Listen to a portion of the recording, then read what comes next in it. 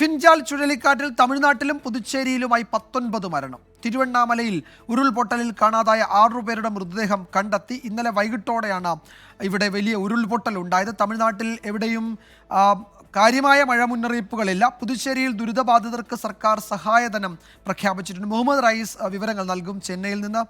റയീസ്, ഉരുൾപൊട്ടലിൽ അപകടത്തിൽപ്പെട്ട ആളുകളുടെ മൃതദേഹം കണ്ടെത്തുകയാണ്. അതിലധികവും കുട്ടികളാണ്. ഇനി ഒരാളെ കൂടിയാണ് കണ്ടെത്താനുള്ളത്, അല്ലേ?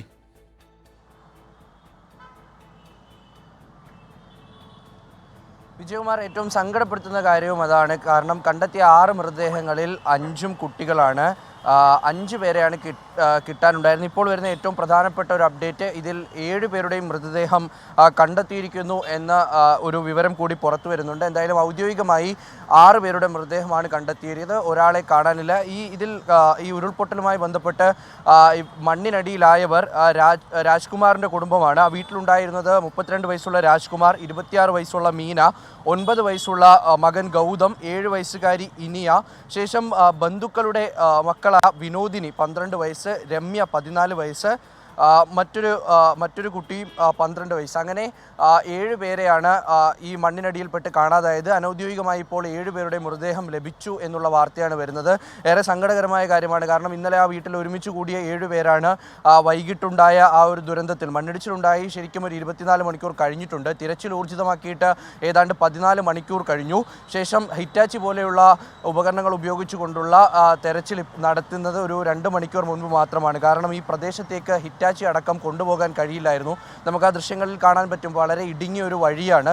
ആ വഴിയിൽ നിന്നൊക്കെ ആളുകൾ ജീവനും കയ്യിൽ പിടിച്ചുകൊണ്ട് ഓടുന്ന ദൃശ്യങ്ങളൊക്കെ പുറത്തു വന്നിരുന്നു. അപ്പോൾ അത്രമാത്രം ഭയാനകരമായ ഒരു ഉരുൾപൊട്ടലായിരുന്നു, അല്ലെങ്കിൽ ഒരു മണ്ണിടിച്ചിലായിരുന്നു. ഉരുൾപൊട്ടൽ മൂലമുണ്ടായ ഒരു മണ്ണിടിച്ചിലാണ് ഉണ്ടായത്. 3 വീടുകൾ പൂർണ്ണമായും മണ്ണിനടിയിലായിരുന്നു. അവിടെ നിന്നാണ് ഇപ്പോൾ മൃതദേഹങ്ങൾ ലഭിച്ചുകൊണ്ടിരിക്കുന്നത്. 6 മൃതദേഹം ഇതിനോടകം തന്നെ ലഭിച്ചിട്ടുണ്ട്. ഒരു മൃതദേഹം കൂടി ലഭിച്ചു എന്ന അനൗദ്യോഗികമായിട്ടുള്ള വിവരം കൂടി വരുന്നു. അങ്ങനെയാണ് എങ്കിൽ ആ വീട്ടിലുണ്ടായിരുന്ന 7 പേരും ഇപ്പോൾ മരിച്ചിരിക്കുന്നു എന്ന തരത്തിലേക്ക് പറയേണ്ടി വരും. 6 പേർ മരിച്ചു എന്നുള്ള കാര്യം ഉറപ്പിച്ച് തന്നെ പറയാൻ പറ്റും. അപ്പോൾ അത്തരത്തിൽ ഒരു ഉരുൾപൊട്ടൽ, ഒരു കൂറ്റൻ പാറ ഇടിഞ്ഞു വന്ന് അതിന് ചുറ്റുമുണ്ടായിരുന്ന മണ്ണെല്ലാം ഒരു വീട്ടിലേക്ക് കൂടുകയായിരുന്നു. പ്രദേശത്ത് പാർക്ക് ചെയ്തിരുന്ന വാഹനങ്ങളൊക്കെ മുഴുവൻ മണ്ണിലടിയിലാകുന്ന തരത്തിലേക്കുള്ള ഒരു അപകടമായിരുന്നു അവിടെ ഉണ്ടായത്.